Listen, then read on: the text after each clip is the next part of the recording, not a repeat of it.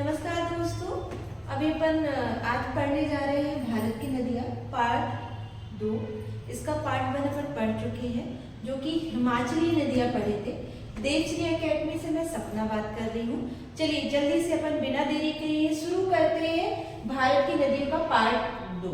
ठीक है, ये अपन आज जो हम पढ़ने जा रहे हैं, इससे पहले हम पार्ट 1 में पढ़े हैं सिंधु नदी तंत्र और ब्रह्मपुत्र नदी तंत्र।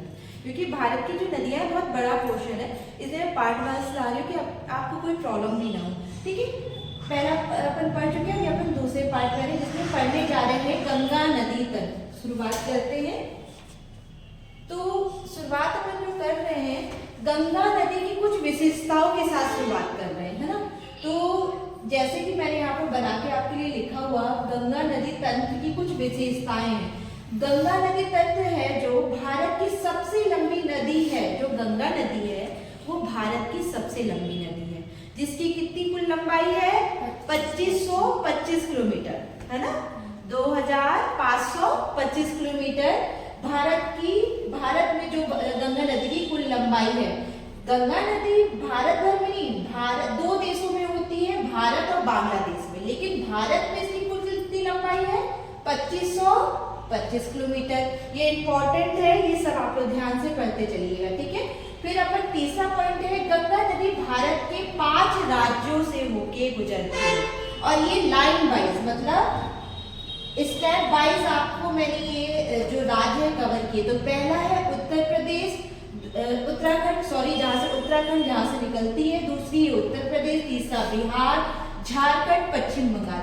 अब कई लोग ये भी बोलते हैं कि झारखंड में कई जगह आपको देखने को मिला कि नहीं निकलती गंगा नदी, लेकिन नहीं, झारखंड में भी किसी एरिया में, कुछ एरिया में गंगा नदी निकलती है, जहाँ से होती हुई गुजरती है। ठीक है, अब अपन ये 5 राज्यों को ध्यान से यूज कर लिए, ध्यान कर लिए। जैसे बोलिए, पहला कौन सा है उत्तराखंड, जहाँ से गंगा नदी निकलती है। फिर दूसरा उत्तर प्रदेश, तीसरा बिहार, झारखंड, पश्चिम बंगाल होते हुए ये जाती है बांग्लादेश में। बांग्लादेश के बाद कहाँ चली जाती है, बंगाल की खाड़ी में।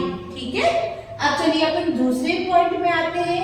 गंगा नदी खुद को स्वतः स्वच्छ करने वाली एक नदी है। इसका जल बहुत ज्यादा टेस्ट भी किया गया। आपने देखा होगा जब अपन गंगा नदी में स्नान करने जाते हैं, अपन उसमें जो गंगा नदी का जो पानी है भर की बोतल में लाते, कई सालों तक गंगा नदी का पानी खराब नहीं होता है। क्यों? क्योंकि उसमें एक बैक्टीरियोफेज करके एक जीव पाया जाता है, मतलब एक आपका वायरस पाया जाता है, जो हानिकारक पदार्थ होता है उसको खत्म कर देता है। ये आपको ध्यान रखना है, इंपॉर्टेंट है, पूछ लिया जाता है। कौन सा? बैक्टीरियोफेज वायरस एक पाया जाता है, जिसमें वो स्वतः खुद को स्वच्छ कर लेती है, मतलब सेल्फ प्यूरिफाई रिवर भी गंगा नदी को कहते हैं। फिर इसके बाद गंगा नदी को 2008 में राष्ट्रीय नदी घोषित कर दिया गया था। ठीक है, आपको बहुत ध्यान से सुनिए, अपन की राष्ट्रीय नदी कौन सी है? गंगा नदी, जिसे 2008 में राष्ट्रीय नदी घोषित किया गया था। एक पॉइंट और बनता है, जो गंगा नदी में डॉल्फिन पाई जाती है उसे राष्ट्रीय जलीय जीव भी घोषित किया गया था। ठीक है, ये देखिए, गंगा डॉल्फिन को भारत का राष्ट्रीय जलीय जीव घोषित किया गया। यहाँ तक आपको समझ में आया सर? अपन आगे बढ़े। ठीक है, फिर अपन क्वेश्चन में भी कवर करेंगे, ये आप ध्यान से पढ़ लीजिए। अब अपन आगे बढ़ रहे हैं।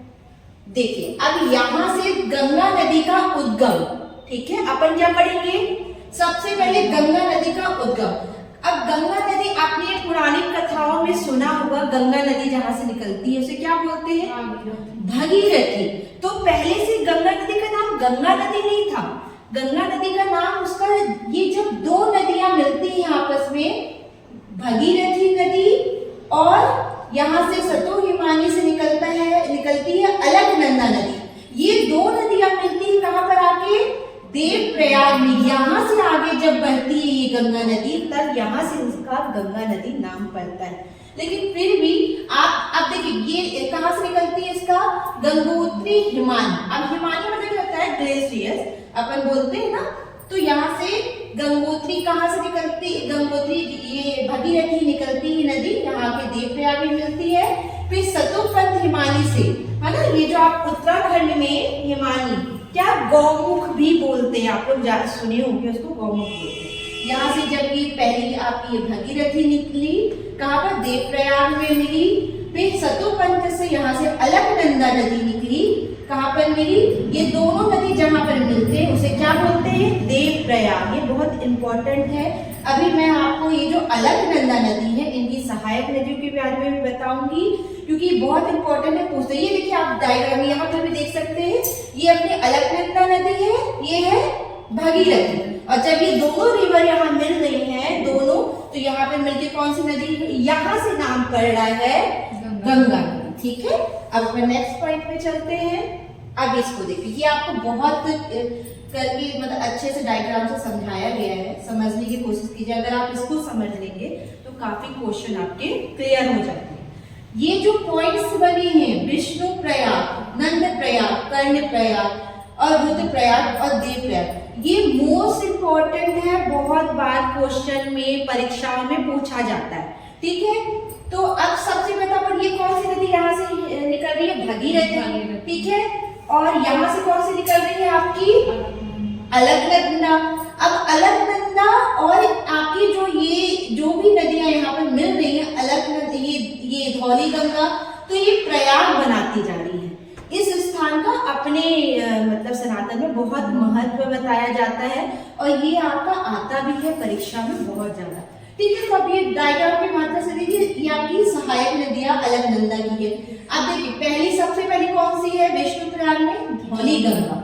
दूसरी कौन सी है, नंदाकिनी, जो कि जहां मिलती है इससे अलकनंदा से कहाँ बनता है, क्या बनता है, नंद प्रयाग। ठीक है, फिर पिंडार नदी जो कि कहलाता है कर्ण प्रयाग। ठीक है, फिर अपना सबसे मेन तो जो भगीरथी मिल रही है यहाँ पर आके देवप्रयाग, देवप्रयाग, कर्ण प्रयाग, नंद प्रयाग, विष्णु प्रयाग। अब इसको भी अपनी जो कथा है सनातन की, पौराणिक कथा थे, उससे समझते। ऐसे आप देख रहे होंगे जल्दी समझ नहीं आ रहा होगा, लेकिन आप डायग्राम से अगर माइंड में अच्छे से सुन लिए तो बहुत अच्छे से आपको याद हो जाएगा।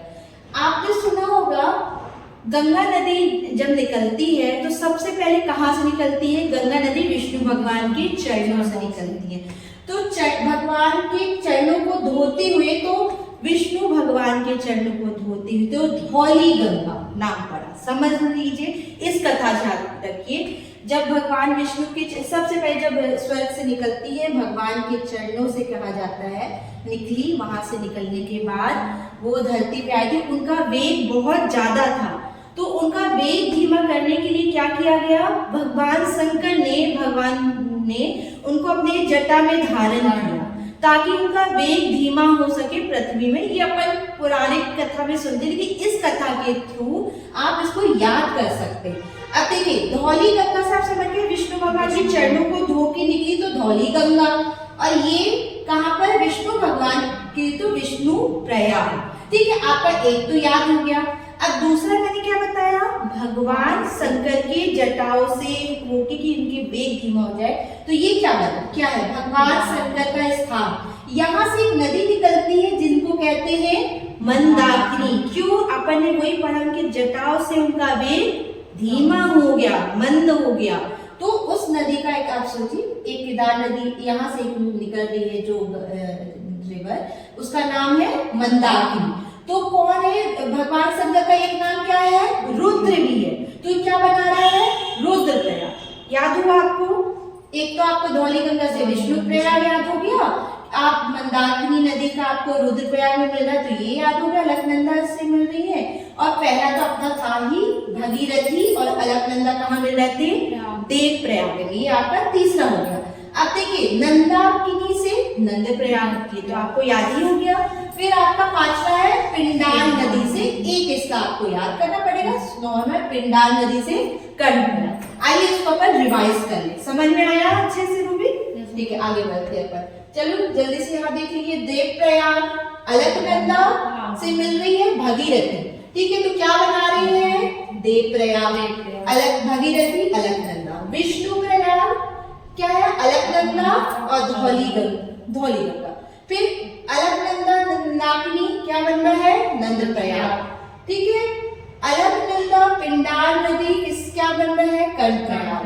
अलकनंदा और मंदाकिनी रुद्रप्रयाग, भगवान विष्णु एक शंकर का एक नाम, ठीक है। यहाँ तक समझ में आया आपको, अच्छे से समझ में आया ना। चलिए आगे बढ़े।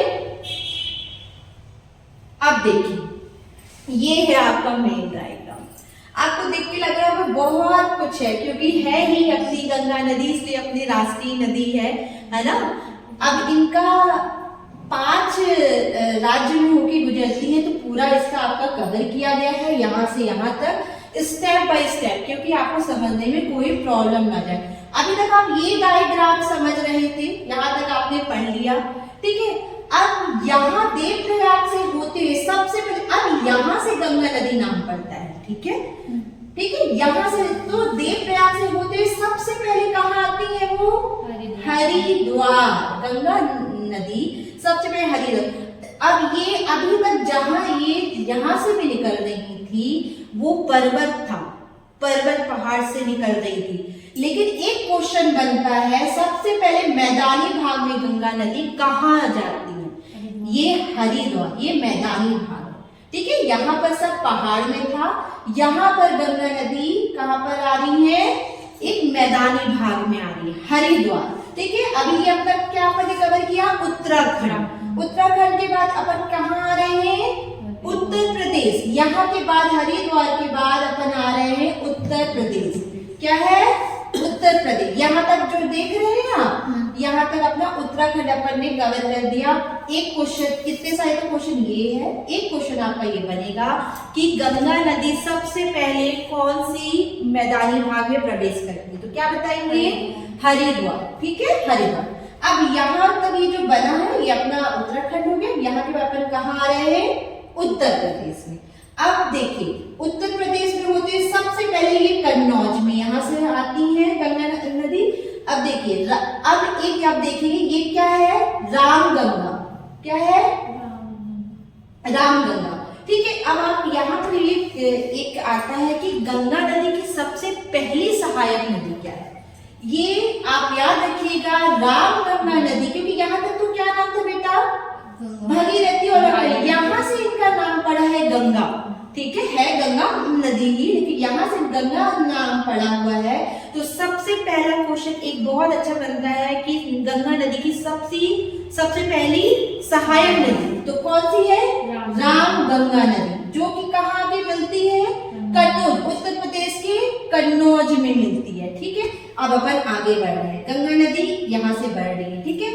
अब एक चीज और क्वेश्चन बनता है, अब नदी तो यहाँ से आ रही है, ठीक है, नदी का दाया बाया कौन सा होगा, नदी ऐसे आ रही है, समझ लो अपन नदी का फेस करके खड़े हैं, हाँ, ऊपर क्या है, ऊपर बाया है, नीचे है दाया, ठीक है। ये याद रखना, ये आपसे पूछेगा कि राम मतलब बाएं ओर से रामगंगा, ये भी पूछ लेता कौन से ओर से ऊपर है, तो आप बाएं ओर से बताइए, ठीक है, बाएं ओर से रामगंगा आती है। आपको 2-3 क्वेश्चन क्लियर हो गए। अब अपन आगे बढ़ते हैं, यहाँ आगे बढ़ते हुए ये प्रयागराज कहाँ मिल रही है, गंगा नदी यहाँ से निकलने के बाद आ रही है प्रयागराज। यहाँ पर आके 3 नदियों का संगम होता है, कौन कौन सी बताइए, हाँ, यमुना, गंगा और सरस्वती, 3 नदियों का संगम है यहाँ पर।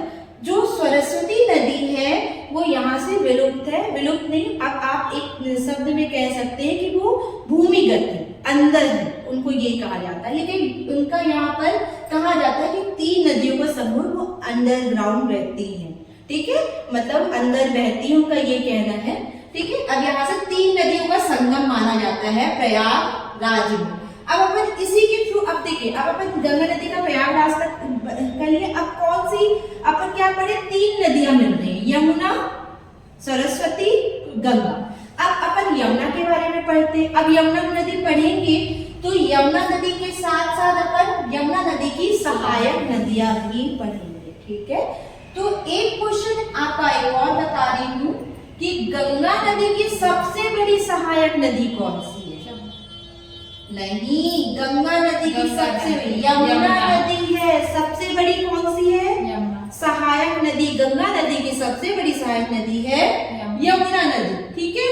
और गंगा नदी की पहली सहायक नदी है रामगंगा। ये आपको डायग्राम से ही याद होगा, मालूम भी ऐसे याद नहीं होगा, इसको डायग्राम से ही आपको इसी वे में याद होगा। अब चलिए यमुना के बारे में फटाक से पढ़ लेते हैं अपन। अब जैसे ये इन्हीं के समांतर आप देख रहे हैं, गंगोत्री से यहाँ पर से भगीरथी निकलती है, तो यही के समांतर ये चलती हुई आती है इनकी बाजू से। ये कहाँ से निकली है? यमुना हिमालय से, ठीक है। उन्हीं की बाजू से ये यहाँ से चलते हुए आती है, यहाँ पर देवप्रयाग में गंगा नदी से मिलना होता है इनका। अब यमुना नदी की 3 सहायक नदियां हैं, जो कि हैं चंबल, बेतवा, के। इसको कैसे याद करेंगे? एक छोटी सी ट्रिक याद कर लो, केबीसी। अब केबीसी को उल्टा लिखो, केबीसी को, ठीक है। सी बी और के, ठीक है, केबीसी। ऐसे भी यहां से भी लिख सकते हो, आपको प्रॉब्लम है। सबसे पहले चंबल जो कि इंदौर मध्य प्रदेश से निकलती है, दूसरी है बेतवा जो कि विंध्य पर्वत से निकलती है मध्य प्रदेश के, फिर तीसरी है के जो कि कैमूर पहाड़ी से निकलती है जो कि मध्य प्रदेश में है। ये तीनों मध्य प्रदेश में है, ये तीनों यमुना की सहायक नदी है। अब यमुना नदी की तीनों सहायक नदी में से सबसे बड़ी सहायक नदी कौन सी? चंबल। वेरी गुड, चंबल नदी सबसे बड़ी सहायक नदी है यमुना की, ठीक है। अब अपन यहाँ से आगे बढ़ते हैं। यहाँ से आगे होते हुए देखिए, अब गंगा नदी में एक और नदी आके मिल रही है। कौन सी है? गोमती नदी, ठीक है। प्रयागराज के बाद कौन सी नदी मिल रही है? गोमती नदी मिल रही है, जो कि कहाँ से निकल रही है? यूपी के, यूपी अपन उत्तर प्रदेश पढ़ रहे हैं ना, यूपी के फुलहर झील से। अब एक क्वेश्चन ये बनता है, ऐसी कौन सी नदी है जो मैदानी भाग से आके गंगा नदी से मिलती है? गोमती नदी। याद रखना, गोमती नदी जो की है फुलहर झील से। अभी तक जो पढ़ रहे हैं ना, ये सब कहाँ से निकल रही है? पर्वतों से निकल रही है कहीं ना कहीं। ये सब रामगंगा, ये सब पर्वत। लेकिन एक क्वेश्चन आपका इंपॉर्टेंट है जो कि पूछ लेता है कि ऐसी कौन सी नदी है जो कि मैदानी भाग से आके गंगा नदी से मिल रही है, कौन सी सहायक नदी है? तो ये याद रखना, गोमती नदी जो है फुलहर झील यूपी के पीलीभीत से निकल रही है, ये आके गंगा नदी से मिलती है सहायक नदी, ठीक है। अब ये कहाँ मिल रही है? गाजीपुरी में, ठीक है। अब अपन आगे बढ़े। अब यहाँ से अपन उत्तराखंड, उत्तर प्रदेश, अब अपन कहाँ आ गए?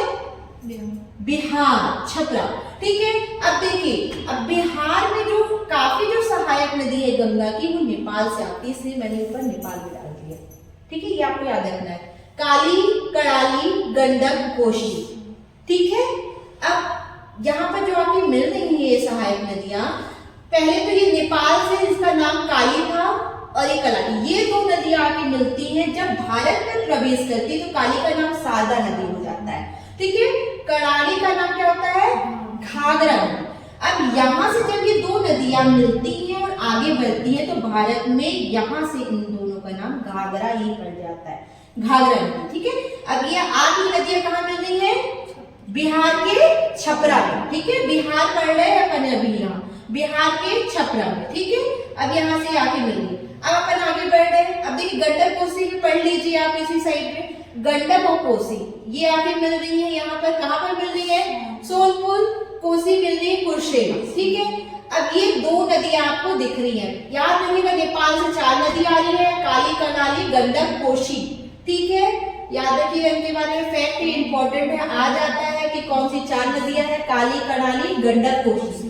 अब ये कोसी जो नदी है, कोसी नदी का एक आपने सुना होगा, इसे बिहार की शोक नदी भी बोलते हैं। सुना है आपने? बिहार की शोक नदी क्यों बोलते हैं?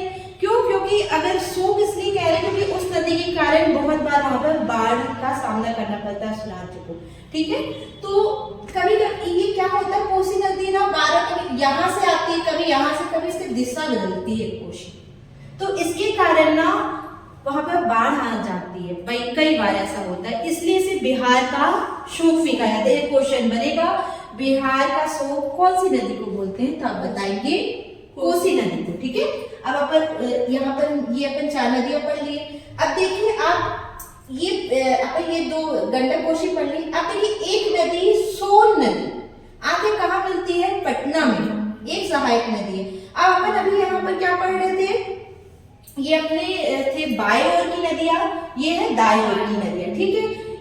सोन नदी है एक जो आके मिलती है पटना में। अब ये सोन नदी कौन सी है? आपने पढ़ा होगा। अभी मैं आगे आपको जो नेक्स्ट पार्ट पढ़ाऊंगी उसमें नर्मदा नदी के बारे में, नर्मदा तंत्र के बारे में पढ़ाऊंगी, ठीक है। ये ध्यान रखिए आपके सेकंड पार्ट में आएगा कि अभी गंगा नदी तंत्र बहुत बड़ा है। तो सोन नदी जो है कहाँ से निकलती है?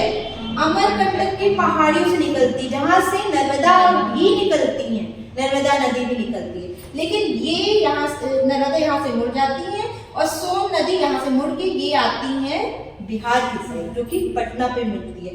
और एक क्वेश्चन बनता है कि सोन नदी कौन सी पहाड़ी से निकलती है? तो आप बताएंगे अमरकंटक की पहाड़ियों से निकलती है, जो कि नदी के, गंगा नदी की कौन से हाथ में है, कौन से भाग में है? दाएं, ठीक है। ये हो गया सोन, यहाँ आके मिलती। अब अपन गंडक कोसी पढ़ चुके हैं जो कि यहाँ मिलते हैं। अब यहाँ तक अपना खत्म होता है बिहार। ये क्वेश्चन अपना जो था बिहार का, ठीक है, ये बिहार का पढ़ने पड़े। अब नदी यहाँ से, जो गंगा नदी है, यहाँ से जब प्रवेश करती है, कहाँ पर आ रही है? ये है पश्चिम बंगाल का एरिया। कौन सी? पश्चिम बंगाल, ठीक है। पश्चिम बंगाल में जैसे ही प्रवेश करती हैं तो यहाँ से आप ये दार्जिलिंग की पहाड़ियां, दार्जिलिंग की पहाड़ियों से एक नदी निकलती जिसे क्या बोलते हैं? कौन सी सहायक नदी? गंगा की महानंदा नदी। महानंदा नदी है जो गंगा की सहायक नदी है। ये गंगा नदी की सबसे, मतलब पूछा जाता है सबसे पहली रामगंगा और सबसे जो लास्ट में है सहायक नदी कौन सी है? महानंदा। ये फैक्ट याद रखिएगा, पूछ लेता है गंगा नदी अंतिम कौन सी सहायक नदी है, तो क्या बताएंगे आप? महानंदा, महानंदा, ठीक है। जो कि कहाँ से निकलती है? दार्जिलिंग के पास। ये अपना कहाँ है? पश्चिम बंगाल का एरिया, ठीक है। क्या पढ़ रहे? दार्जिलिंग कहाँ पर है? पश्चिम बंगाल का एरिया है, यहाँ से निकलती है। और ये कहाँ पर मिलती है गंगा नदी में? फरक्का बैराज। ये दोनों ना, ये जो एरिया है ये बॉर्डर कहला जाता है पश्चिम बंगाल और बिहार का। यहाँ पर बनता है फरक्का बैराज, जहाँ पर आके ये सहायक नदी यहाँ पर गंगा नदी से मिलती है। अब यहीं पर से जो गंगा नदी है अपनी, ये यहाँ से 2 भाग में बदल, यहाँ पर करके यहाँ पर हुगली आ जाती है। हुगली ये नदी का, अब गंगा नदी का नाम क्या पड़ जाता है? अब यहाँ से ये पश्चिम बंगाल से होते हुए कहाँ प्रवेश करती है? बांग्लादेश में। बांग्लादेश में प्रवेश करती है तो बांग्लादेश में इनका नाम पद्मा नदी पड़ जाता है। क्या? पद्मा नदी। अब यहाँ पर तो अपन पढ़ रहे हैं अभी अपन पश्चिम बंगाल, ये हुगली नदी। अब हुगली में एक और ये फैक्ट बहुत ध्यान से देख लीजिए, दामोदर नदी यहाँ से निकल के यहाँ पर मिलती है, जो कि डायरेक्ट यहाँ पर मिल रही है, जहाँ पर हुगली नदी कहा जाता है पश्चिम बंगाल में, ठीक है। गंगा नदी को कौन सी नदी कहा जाता है? हुगली नदी, ठीक है। तो ये दामोदर नदी पश्चिम बंगाल की शोक नदी कहलाती है। पूछता है कि पश्चिम बंगाल की शोक नदी कौन सी है? दामोदर नदी। तो मैंने क्या बताया आपको कि पश्चिम बंगाल की जो, अभी जैसे हमने कोसी नदी पढ़ा कि शोक नदी है ये बिहार की, ऐसे ये दामोदर नदी पश्चिम बंगाल की शोक नदी क्यों कहा जाता है? क्योंकि इनके कारण कई बार बाढ़ का सामना करना पड़ता है राज्य को, ठीक है। तो ये पश्चिम बंगाल की जो शोक नदी कौन सी है? दामोदर नदी। ये एक और फैक्ट आपको जुड़ गया। अब अपन यहाँ से इसके बाद आगे बढ़े, समझ गए ना? पश्चिम बंगाल में प्रवेश करने के बाद ये, अब जब ये बांग्लादेश में प्रवेश कर जाते हैं तो गंगा नदी का क्या नाम पड़ जाता है? पद्मा नदी। अब अपन आगे बढ़ते हैं, ठीक है। नेक्स्ट, यहाँ तक समझ में आया सर? ठीक है, आगे बढ़ रहे हैं। अब देखिए, जब बांग्लादेश में प्रवेश कर रही है तो गंगा नदी का नाम क्या पड़ रहा है? पद्मा। ये अपन को क्वेश्चन पढ़ना बहुत जरूरी है, ठीक है। पद्मा नदी। अब ये जमुना नदी कौन सी है?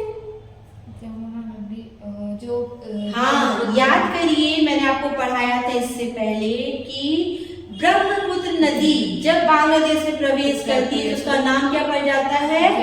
जमुना। ये अपनी गंगा नदी बांग्लादेश में प्रवेश करी है, पद्मा, ये जमुना। ये 2 नदी जब आके मिलती है, ये बांग्लादेश में और एक नदी है जिनका नाम है मेघना। ये तीनों जाके यहाँ पर जब ये मिलती है, ये दो इकट्ठा होती है, पद्मा और जमुना, ये जो अपने यहाँ ब्रह्मपुत्र है, मिलके ये जाके मिलती है मेघना से। तो यहाँ से इस पूरे इनका नाम बांग्लादेश में मेघना नदी पड़ जाता है। कौन सी? मेघना नदी। अब ये बहुत इंपॉर्टेंट फैक्ट है, आप ध्यान रखिएगा। मेघना नदी जैसे ही आगे बढ़ती है, अब बांग्लादेश होने के बाद ये आगे बढ़ती है तो कौन सा डेल्टा बनाती है?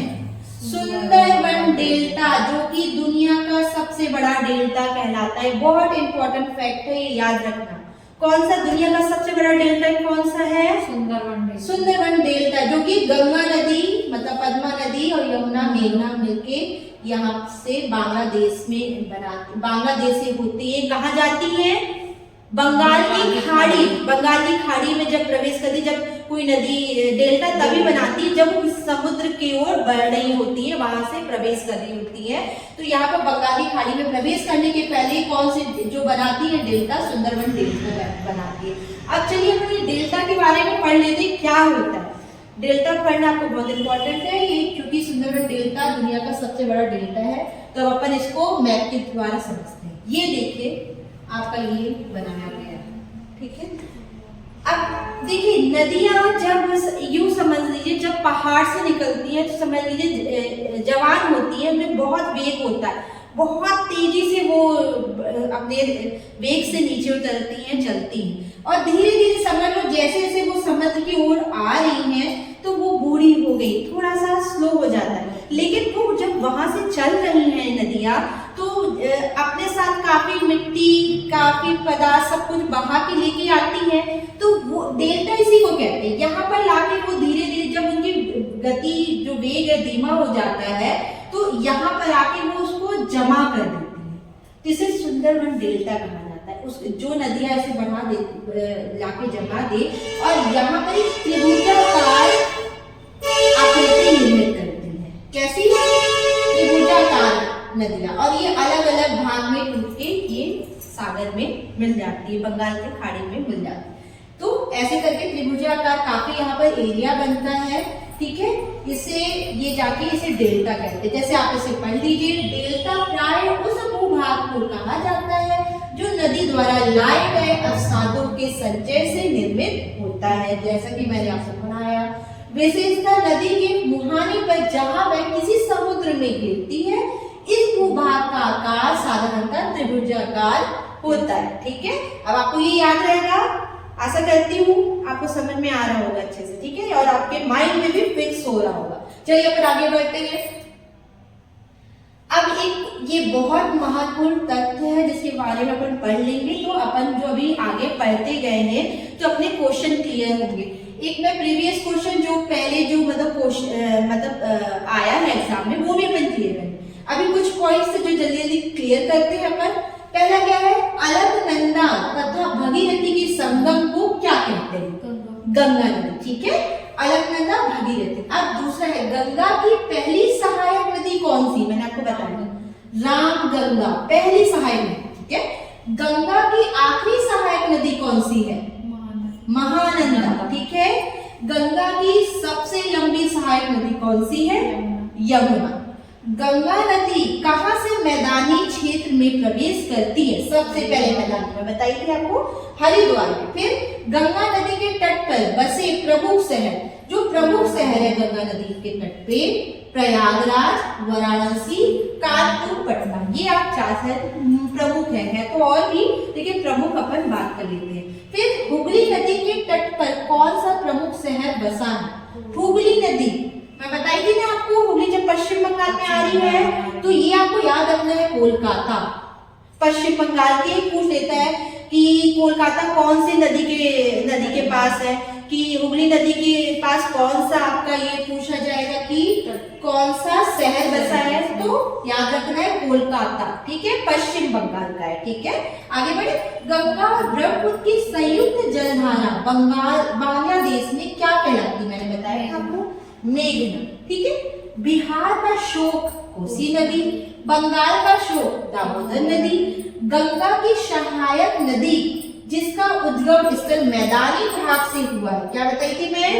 गोमती नदी। ठीक है, यहाँ तक क्लियर हुआ? ये आपके बहुत इंपॉर्टेंट पॉइंट्स हैं, परीक्षा की दृष्टि से आते भी हैं। ठीक है, आगे बढ़ रहे हैं। अब देखिए, ये कुछ क्वेश्चन है जो कि देखिए ये एनटीपीसी में आया 2016 में, ये 2017 में आया है। नदियों से बहुत सारे क्वेश्चन बनते हैं, तो आपको ये जानना पड़ेगा। अब आगे बढ़ते, बताइए गंगा नदी निम्नलिखित में से किस राज्य से नहीं गुजरती? वेरी गुड, मध्य प्रदेश से नहीं गुजरती, क्योंकि उत्तर प्रदेश से गुजरती, बिहार से भी, पश्चिम बंगाल से।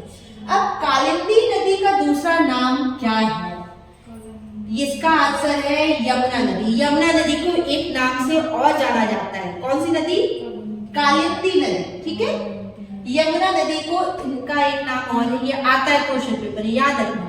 यमुना नदी को क्या बोलते हैं? कालिंदी नदी। ठीक है, केन नदी निम्नलिखित में से किस शहर की सहायक नदी? कौन सी?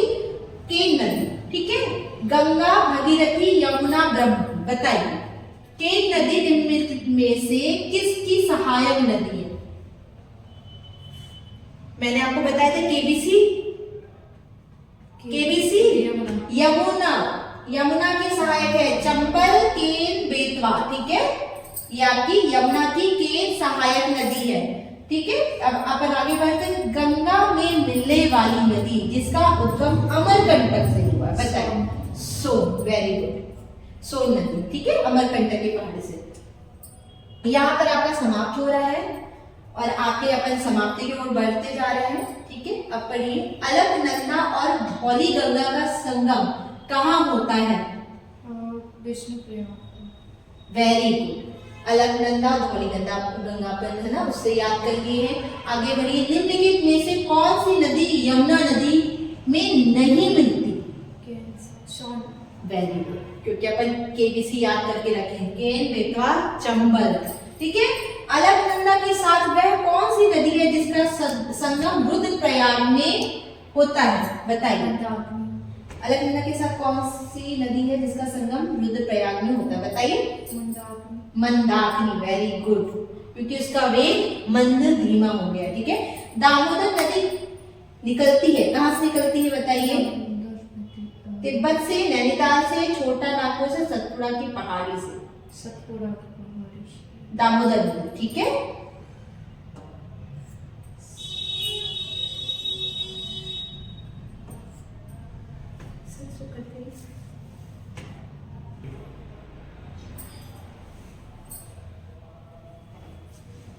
आपका क्वेश्चन है, दामोदर नदी निकलती है कहां से? तिब्बत से, छोटा नागपुर पठार की, नैनीताल, सतपुड़ा। कहां से?